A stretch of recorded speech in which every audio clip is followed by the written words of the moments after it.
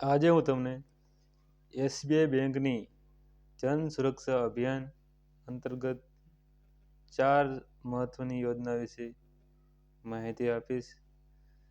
SBI અને અન્ય બેંકો દ્વારા લોકોને સુરક્ષા અભિયાન ચલાવી લોકોને સુરક્ષિત અને ફાયદાઓ મળે એટલા માટે વધુમાં વધુ પ્રચાર કેમ્પ કરી જાણકારી આપતા હોય છે.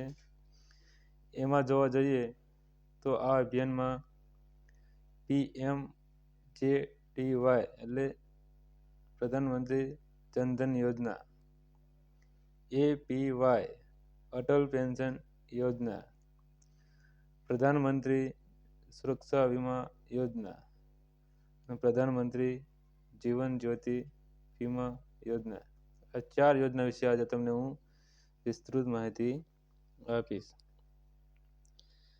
આ યોજનાનો લાભ લોકો સુધી પહોંચે એ માટે આવા કેમ્પ અને અભિયાન ચલાવવામાં આવતા હોય છે.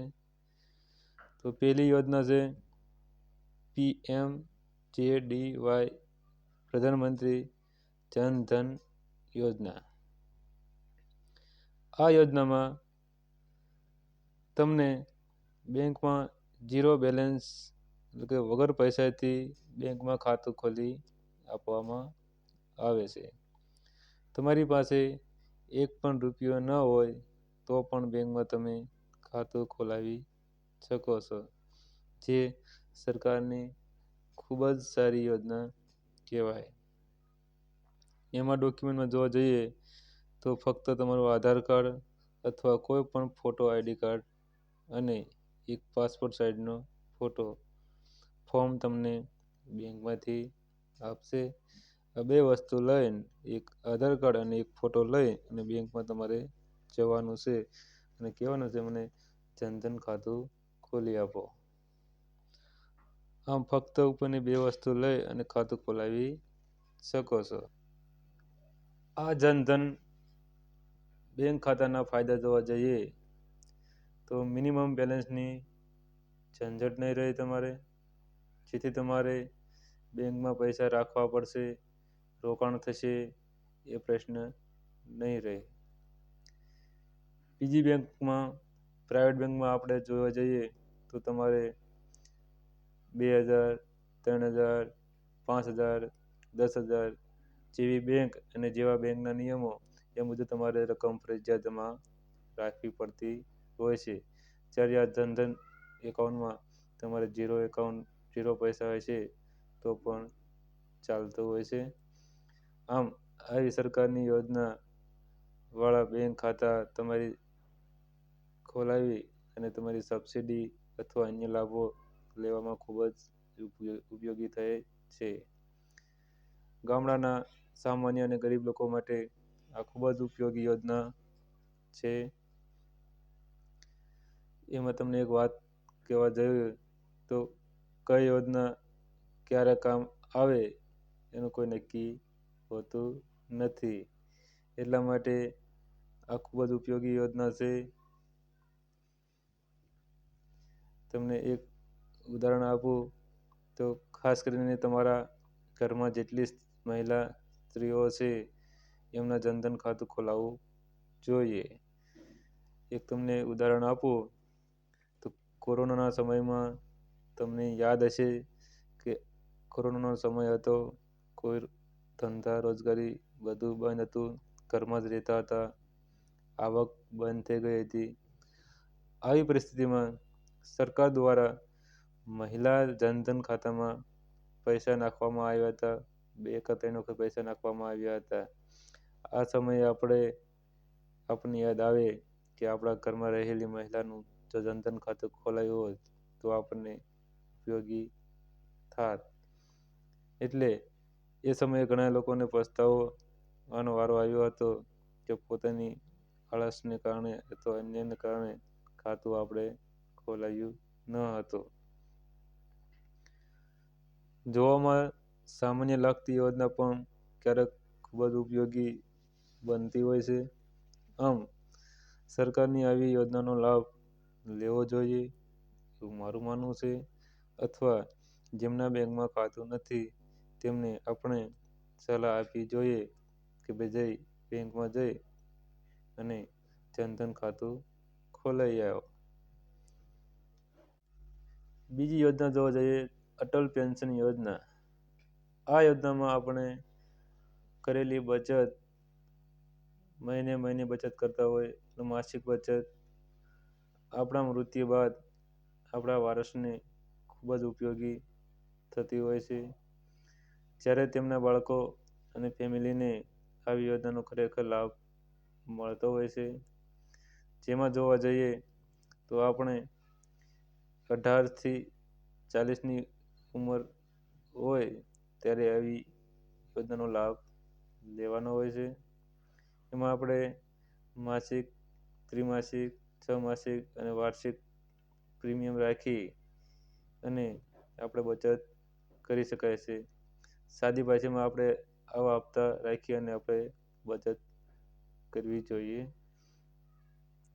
ઉંમર પ્રમાણે માસિક 1000થી 5000નું પેન્શન મળવાપાત્ર હોય છે. મૃત્યુ બાદ 1,70,000થી 8,50,000 સુધી વારસદારને રકમ મળતી હોય છે.